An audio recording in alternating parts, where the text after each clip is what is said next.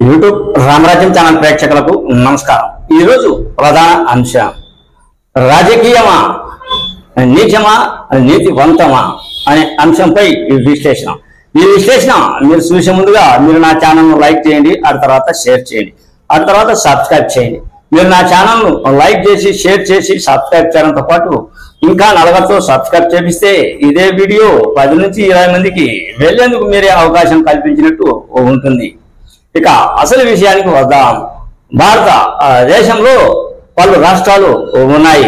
పలు రాష్ట్రాల్లో ఏ రాష్ట్రాలు నీతివంతమైన పాలన అందిస్తున్నాయి, ఏ రాష్ట్రాలు నీచమైన పాలన అందిస్తూ ఉన్నాయి అనే అంశానికి వస్తే ముఖ్యంగా తమిళనాడులో, అటు తర్వాత మహారాష్ట్ర కావచ్చు, అటు తర్వాత ఉత్తరప్రదేశ్ కావచ్చు, అటు తర్వాత ఆంధ్రప్రదేశ్ కావచ్చు, తెలంగాణ కావచ్చు, ముఖ్యంగా కర్ణాటక కావచ్చు, ఎక్కడ అయినా సరే, ఢిల్లీ అయినా సరే ఏం రాజకీయం జరుగుతుంది? నీచమైన రాజకీయం జరుగుతుందా, నీతివంతమైన రాజకీయం జరుగుతూ ఉందా? నీచమైన రాజకీయమే ఎక్కువగా మొగ్గు చూపుతూ ఉన్నట్లు సుస్పష్టంగా అర్థం అవుతుంది। గతంలో రాజకీయము అంటే ఏదైనా చిన్న గొడవ వచ్చినా, ఏదైనా రైలు యాక్సిడెంట్ అయినా, ఏదైనా కొంతమందికి ప్రాణహాని కలిగినా, కొంతమంది ప్రాణాలు పోగొట్టుకున్నా, అటు తర్వాత ఏమైనా అవినీతి ఆరోపణలు వచ్చినా వెంటనే అప్పటి రాజకీయం ఏ విధంగా ఉండింది అందరికీ తెలిసిందే కదా। వెంటనే వారి పదవులకు రాజీనామా చేసి వాళ్ళు వెళ్ళిపోయే వాళ్ళు, అంటే మేము ఈ పదవిలో ఉండడానికి అనర్హులం, మా మీద ఆరోపణలు ఉన్నాయి కావున మేము వెంటనే రాజీనామా చేసి వెళ్తూ ఉన్నాం। అది ప్రధానమంత్రి హోదా కావచ్చు, ముఖ్యమంత్రి హోదా కావచ్చు, ఆ తర్వాత మంత్రుల హోదాలు కావచ్చు। అప్పటి రాజకీయ పరిస్థితులు దాదాపుగా ఆ విధంగానే ఉన్నాయి। కానీ ఇప్పుడు పరిస్థితులు చూస్తే, ఇప్పుడుండే రాజకీయం చూస్తే ఏ రాష్ట్రమైనా సరే, ఏ మంత్రి అయినా సరే, ఏ ముఖ్యమంత్రి అయినా సరే అవినీతి కార్యక్రమంలో ఉన్నాడా?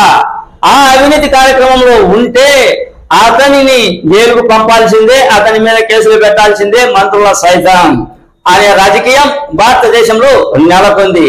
నీతివంతమైన రాజకీయం ఉంటే వాళ్ళు నిజాయితీగా పనిచేసుకుంటూ వెళ్తున్నారు కొన్ని రాష్ట్రాల్లో, అటువంటి వారికి ఎటువంటి కేసులు ఇబ్బందులు ఉండవు। అయితే నీచమా అటు తర్వాత నీతివంతమా అనేది ఆలోచించుకోవాల్సింది కేంద్ర అధికార గణం, అటు తర్వాత రాష్ట్ర ప్రజానికం।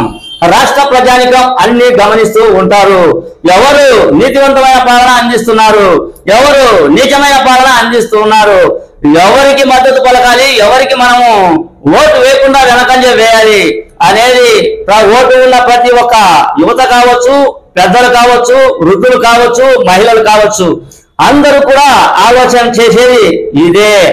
దీనికి పక్క ఉదాహరణ ఆంధ్రప్రదేశ్ అనుకోండి। ఆంధ్రప్రదేశ్ లో రాజకీయం గత 5 ఏళ్లుగా జగన్మోహన్ రెడ్డి పరిపాలన చేశారు। జగన్మోహన్ రెడ్డి పరిపాలన చేస్తే ఎక్కడ చూసినా కేసులు, ఎక్కడ చూసినా అరెస్టులు, ఎక్కడ చూసినా దోపిడీలు, ఎక్కడ చూసినా కూడా అవినీతి కార్యక్రమాలు, ఇసుక దందాకా నుంచి లిక్కర్ వరకు। ఆ తర్వాత ఇటువంటి రాజకీయం ఆంధ్రప్రదేశ్ లో జరిగింది।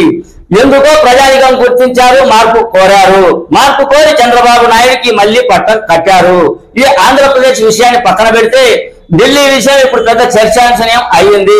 సోషల్ మీడియాలో ఢిల్లీ ముఖ్యమంత్రి అయినటువంటి కేజ్రీవాల్ రాజీనామా చేసి మళ్ళీ ఎన్నికలకు వెళ్తాడు అని ఈ సోషల్ మీడియా కావచ్చు, ఆ తర్వాత పెద్ద పెద్ద ఛానల్స్ కావచ్చు, అన్ని కూడా కేజ్రీవాల్ రాజీనామా చేసి మళ్ళీ ఎన్నికలకు వెళ్తూ ఉన్నాడు అని ప్రజల సమక్షంలోనే నేను చేర్చుకుంటా, ప్రజలే నన్ను నిర్ణయిస్తారు, ప్రజలే నేను నీతివంతుని కాదా నీచమైన మంచినా అని ప్రజలే నిర్ణయిస్తారు, ప్రజలతోనే కేంద్రానికి మేము తీర్పు ఇచ్చే ప్రయత్నం చేస్తున్నామని ఆయన నిక్కశక్కంగా రాజకీయం చేసేందుకు ముందుకు వెళ్తూ ఉన్నాడు కేజ్రీవాల్।